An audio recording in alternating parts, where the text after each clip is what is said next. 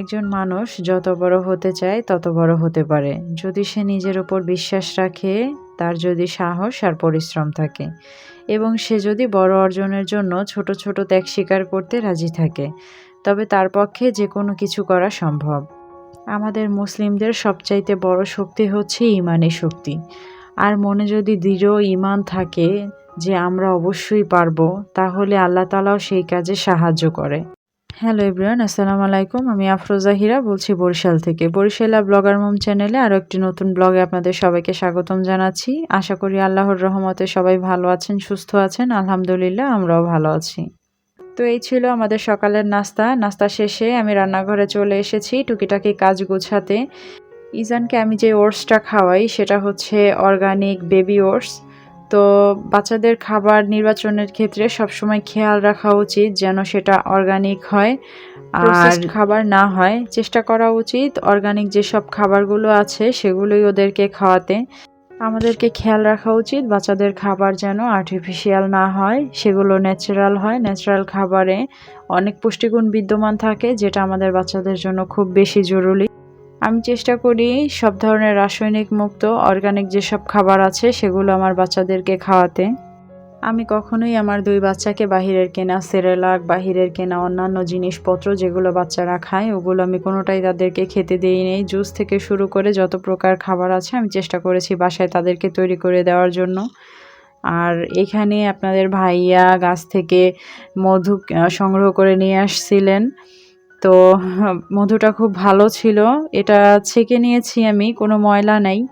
তো এটা একটা কাচের বয়ামে ঢেলে নিলাম। তো আমরা চিনিটা একটু কম খাই, চেষ্টা করি যথেষ্ট অ্যাভয়েড করে চলার। তাছাড়া বাচ্চাদের বিভিন্ন খাবারে ব্যবহার করার জন্য আমি এই মধুটা সবসময় চেষ্টা করি সংগ্রহে রাখার।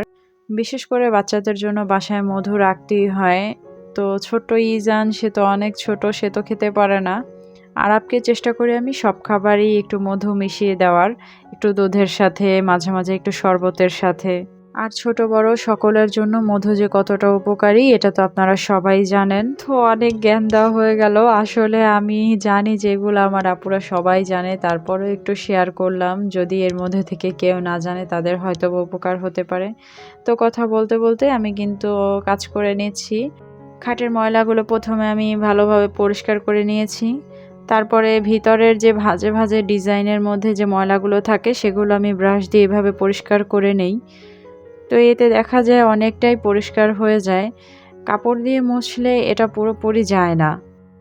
তো ভিডিওর এই পর্যায়ে এসে মনে পড়লো আমি তো আপুদের কাছে সেই মহামূল্যবান কথাটা বলেই নেই। অনেক আপুরা হয়তোবা এইটা না বলার কারণে ভুলে সেই লাইকটা দেবেই না। তো তাদেরকে মনে করিয়ে দেওয়ার জন্য বলছি। তো যারা এই মুহূর্তে আমার ভিডিওটি দেখছেন তারা প্লিজ একটি লাইক দিতে ভুলবেন না, এবং যারা আমার এই ছোট্ট চ্যানেলটি নতুন ভিজিট করছেন, ভালো লাগলে সাবস্ক্রাইব করে আমার পাশে থাকতে পারেন।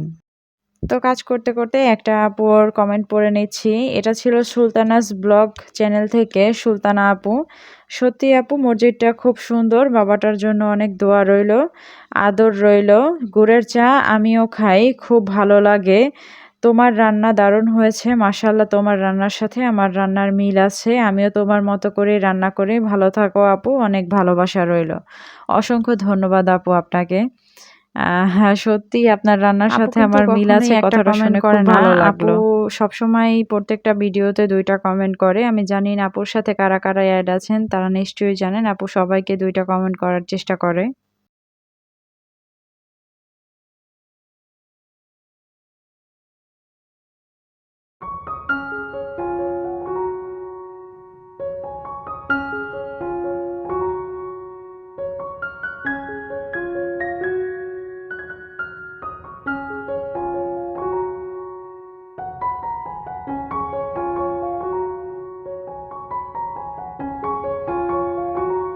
তো মোটামুটি আমার ঘর গোছানো শেষ। তারপরে আমি চলে আসলাম রান্নাঘরে। তো এখানে এসে আমি অনেকগুলো পেঁয়াজ নিয়ে নিয়েছি, যেগুলোকে আমি ছিলে তারপরে ভালোভাবে ধুয়ে তারপর শুকিয়ে বক্সে ভরে রেখে দেই। একদিন কেটে নিলে তারপরে 4-5 দিন অনায়াসে চলা যায়। আসলে প্রতিদিন না পেঁয়াজটা কাটতে আমার খুব বিরক্ত লাগে। এজন্য আমি একদিনে করে রাখি যেন কয়েকদিন পরাপর খেতে পারি।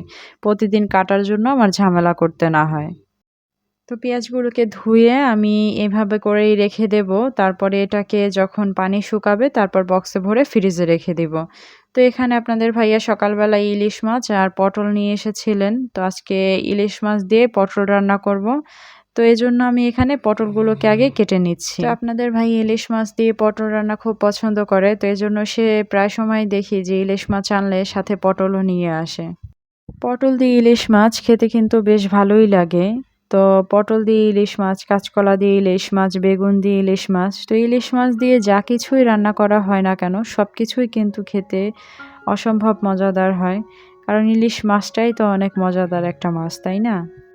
তো এই ইলিশ মাছ নিয়ে যখন কথা বলতেছি আমার আসলে একটা কথা মনে পড়ে গেল। আপনাদের সাথে সেটা শেয়ার করি। ছোটবেলা থেকেই আমি ইলিশ মাছ খুব পছন্দ করি। কিন্তু কাঁটার ভয়ে ছোটবেলায় আমি ইলিশ মাছ খেতাম না। শুধু সামনে নিয়ে তাকিয়ে দেখতাম। এমনকি আমার আম্মু আব্বু তারাও যদি আমাকে কাঁটা বেছে দিত তারপরও খেতে খুব আতঙ্ক লাগতো। আমি এতটাই ভয় পেতাম এই মাছটাকে। অবশ্য এখন আর এই সমস্যাটা নাই।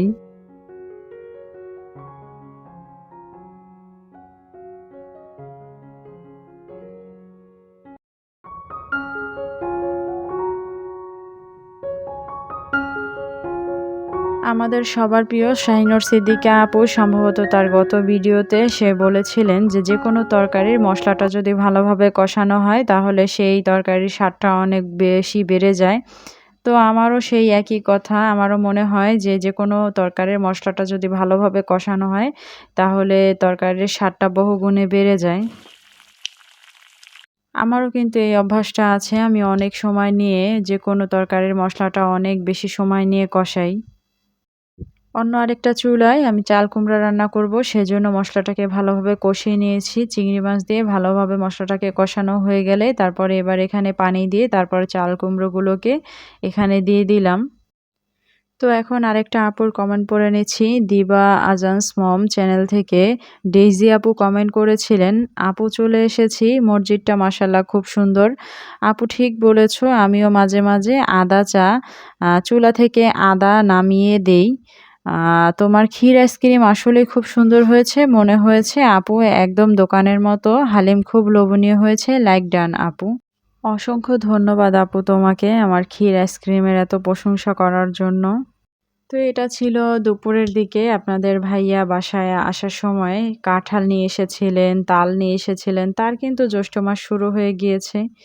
জ্যৈষ্ঠ মাসের এসব দেশি ফল সে কিন্তু খুব পছন্দ করে। গাছ পাকা এই কাঁঠালটা সে পথে আসার সময় গাছ থেকে সরাসরি কেটে নিয়ে আসছে। এটা দেখতে যেমন সুন্দর ছিল, খেতেও কিন্তু অসম্ভব মজার ছিল। তো এটা ছিল বিকাল ৩:৩০টার সময়।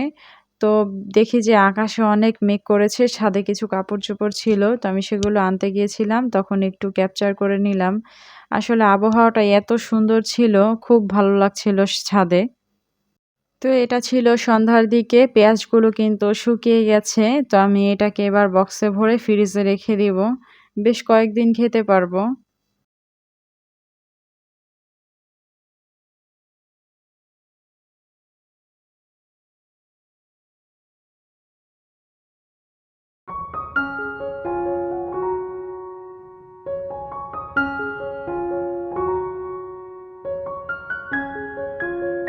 আপনাদের ভাইয়া এই আমগুলো নিয়ে আসছিলেন। তো আমি সময় পাই নাই এগুলোকে গুছিয়ে রাখার জন্য।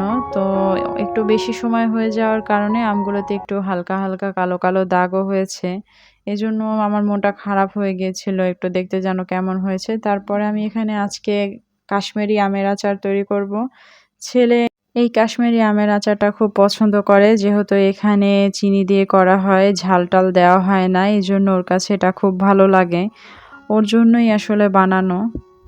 আর আমার কাছেও মনে হয় যে এই রেসিপিটা সবচাইতে সহজ একটা রেসিপি আর খেতেও অনেক মজা। তো আগে কয়েক ধরনের আমের আচার দেওয়া হতো। এখন আসলে সেই সময়টা হয়ে ওঠে না। কারণ অন্য সব কাজ করতে গিয়ে আমি হিমশিম খেয়ে যাই। বাড়তি আর অন্য কাজ করা হয় না। তো আজকাল এই সবকিছু সামলাতে, সামলাতে আমি এক প্রকার ক্লান্ত হয়ে পড়েছি। তারপরও কিছু করার নাই। থেমে গেলে তো চলবে না। এভাবেই দিনকাল চলছে। এদিকে আমার আচারটাও হয়ে গিয়েছে। আমগুলো একটু পাকা থাকার কারণে একটু গলা, গলা হয়েছে। তারপরও খেতে খুব মজা হয়েছিল। তো আজকের মতো এখানেই বিদায় নিচ্ছি। সবাই অনেক ভালো থাকবেন। এতক্ষণ আমার সাথে যারা ছিলেন সবাইকে অসংখ্য ধন্যবাদ।